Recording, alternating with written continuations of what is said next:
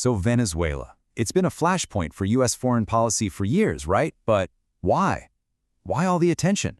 Today, we're going to cut through all that noise and explore a theory that connects America's hidden energy needs directly to the military hardware that's moving around in the Caribbean.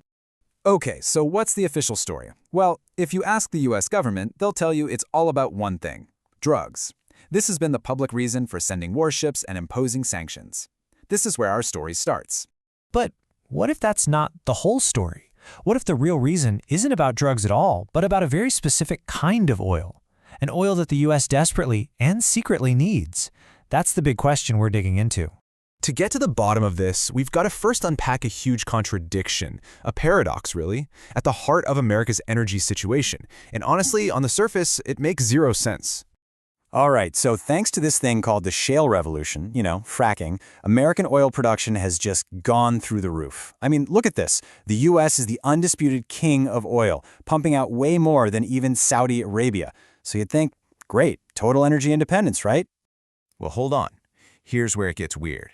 Even with all that oil gushing out of the ground at home, America still imports a ton of foreign oil. The numbers, as you can see here, are just stubbornly high. So that brings us right back to the central mystery. If you're the #1 oil producer in the world, why in the world are you still buying so much of it from other people? The answer, folks, changes everything. Okay, so let's get to that aha moment. We're about to pull back the curtain on the one tiny detail that makes this whole puzzle click into place. And the answer is actually really simple, but it's something most of us just never think about. It turns out, not all crude oil is the same, not by a long shot. Just think of it like this. You've got light crude on one side. It's low density, flows super easily. Basically, it's like a smoothie. But then you have heavy crude. This stuff is thick, it's gloopy, it's viscous. It's like trying to suck a super thick milkshake through a tiny straw. And here's the kicker. That whole American oil boom we were talking about, it's pretty much all shale oil. And shale oil is that light, easy-flowing, smoothie kind of crude. So America is practically drowning in the light stuff. Okay, so America has tons of light oil. Big deal, right? Well, now we're going to connect that simple fact to a massive strategic weakness that's literally built in to the U.S. industrial landscape. See, here's the problem. America's giant oil refineries, especially those huge, crazy expensive ones down on the Gulf Coast, they were built decades ago. And they weren't designed for the light smoothie oil. Nope, they were built to process that thick, heavy milkshake crude. And trying to change them, it's unbelievably expensive and takes forever. And this is the result. To keep those refineries humming and the economy running, America has no choice but to import that heavy crude.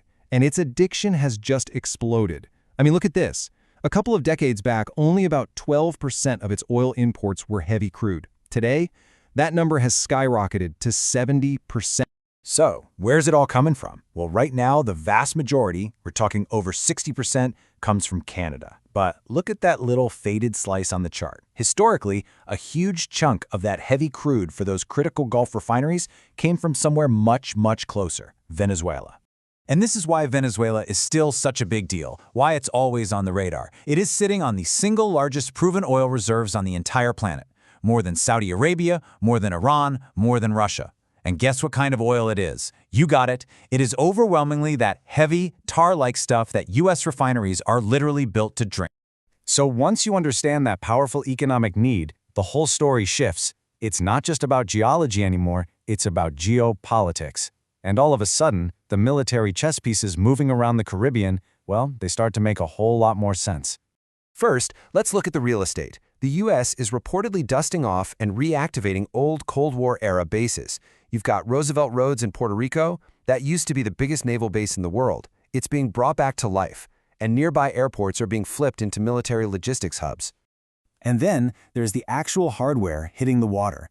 They're basically assembling what you'd call a naval kill chain.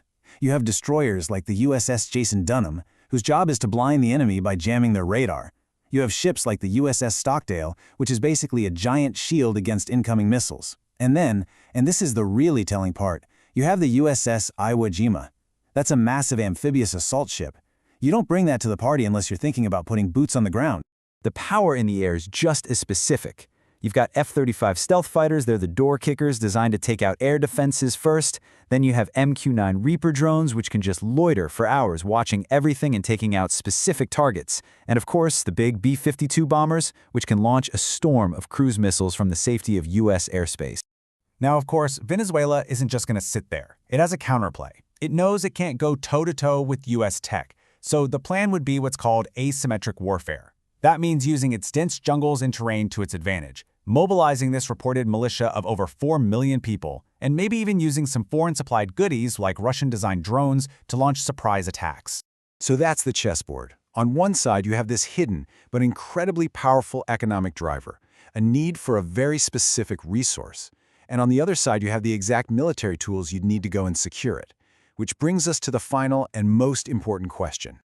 So when you really understand America's deep-seated dependency on this heavy crude oil, and you see that the world's biggest supply of it is sitting right there, just off its coast, and then you see all the military pieces moving into place, you just have to ask yourself, is this all just political posturing, or is conflict the logical next step?